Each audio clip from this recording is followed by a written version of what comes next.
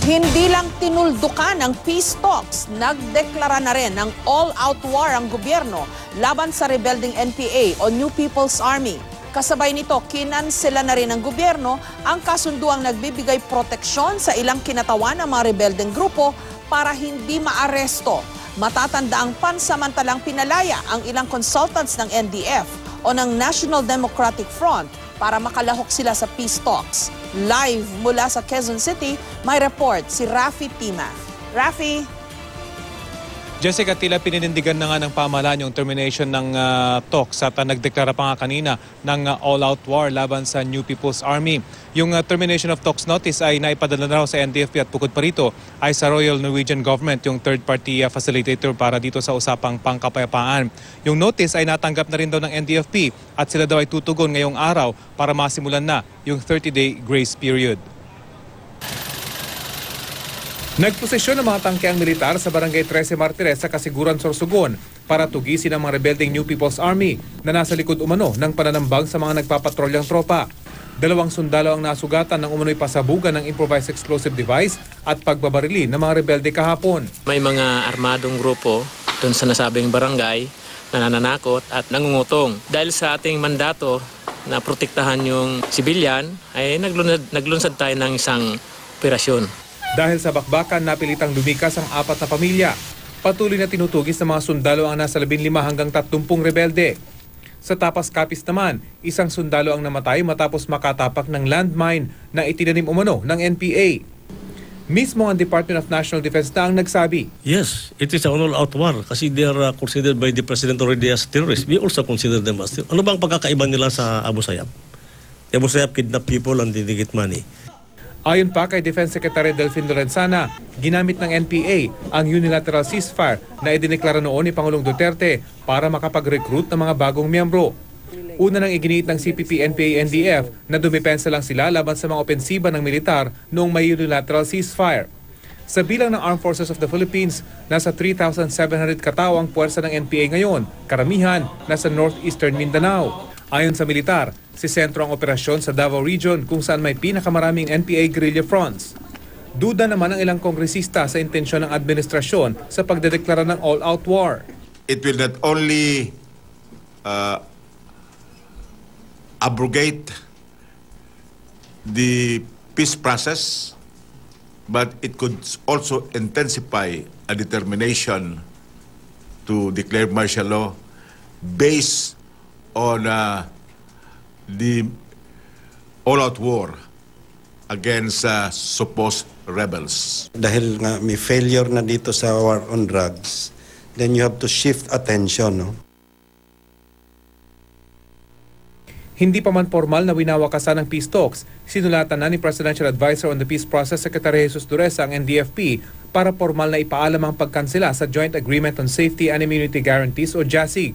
Ang JASIG ay kasunduang nilagdaan ng gobyerno at ng NDFP noong February 1995. Sa ilalim nito, binibigyan proteksyon at immunity ang mga negosyador at consultant ng komunistang grupo laban sa aresto. Tingin ng NDFP, may mga nagbibigay umano ng maling impormasyon kay Pangulong Duterte sa loob ng gabinete. Sinabi niya, itong mga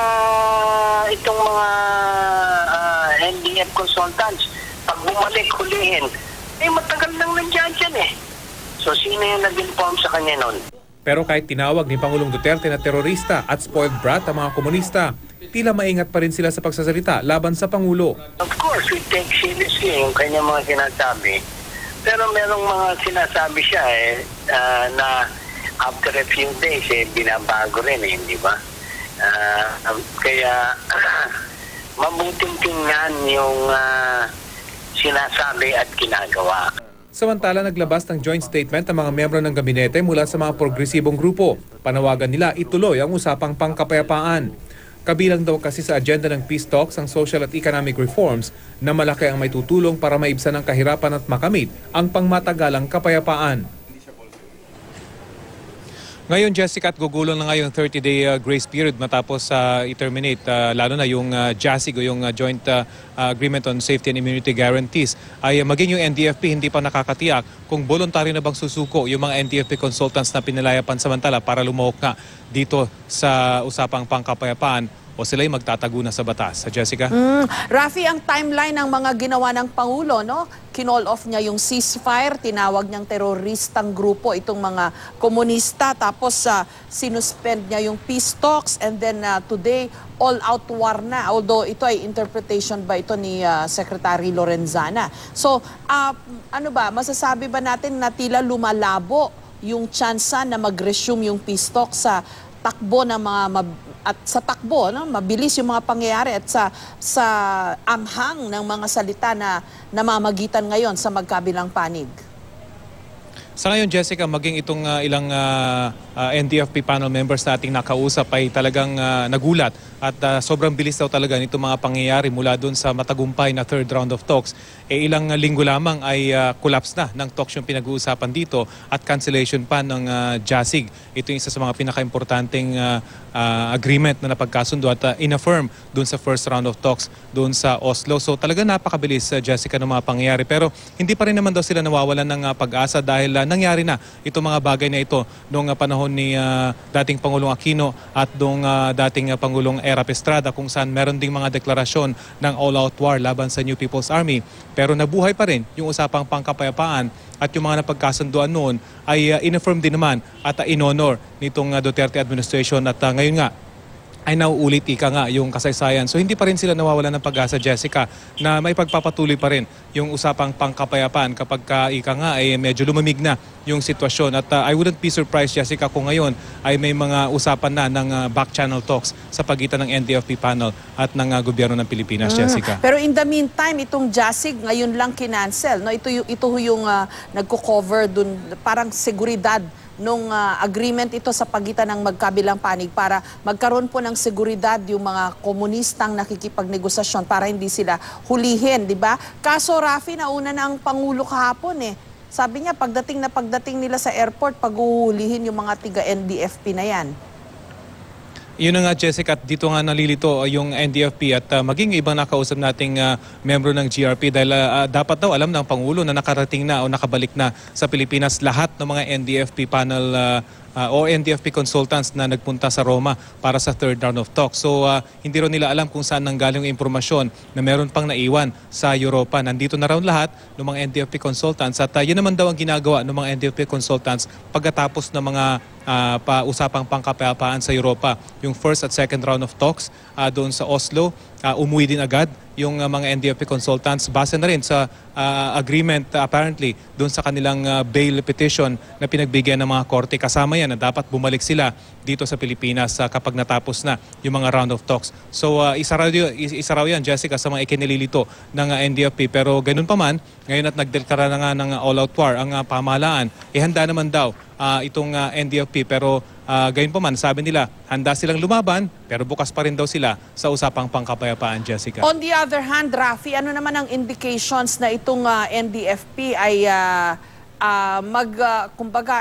i-relax naman nila yung kanilang hardball stance tungkol dun sa pag-release ng mga political detainee? Kasi nagalit na ang Pangulo dahil dun sa isyung yon, no? Pinipilit nila na i-release 400 na political detainee.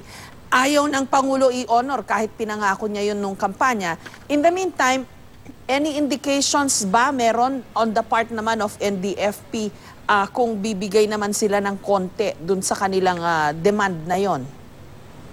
Sa ngayon, Jessica, wala tayong nakikitang indication na i-relax nila yung kanilang kahilingan na mapalaya lahat ng mga almost 400 na mga political prisoners dahil kumbaga nag-backfire yung una nilang kahilingan dahil ngayon ay pinapahuli na yung mga napalaya na pansamantala na mga NDF consultants. So medyo mahirap na yung kanilang sitwasyon sa ngayon. Talagang kahit sila, Jessica, ay binabasa pa kung ano talaga yung gustong mangyari ng pamahalaan dahil medyo malayo na nga yung narating nung kanilang usapan, nakalaya na yung ilan sa mga matataas na miyembro ng NDFP at sa mga consultants na mga ito. So ngayon, balik sila sa square one. Ika nga, ngayon ay hinahanap ulit ang mga ito at ipinakukulong ng Pangulo. So sa mga susunod na araw, lalo na itong 30-day grace period, Jessica, makikita natin kung ano yung magiging aksyon naman ng NDFP para tugunan itong una, yung all-out war stance ng Defense Department.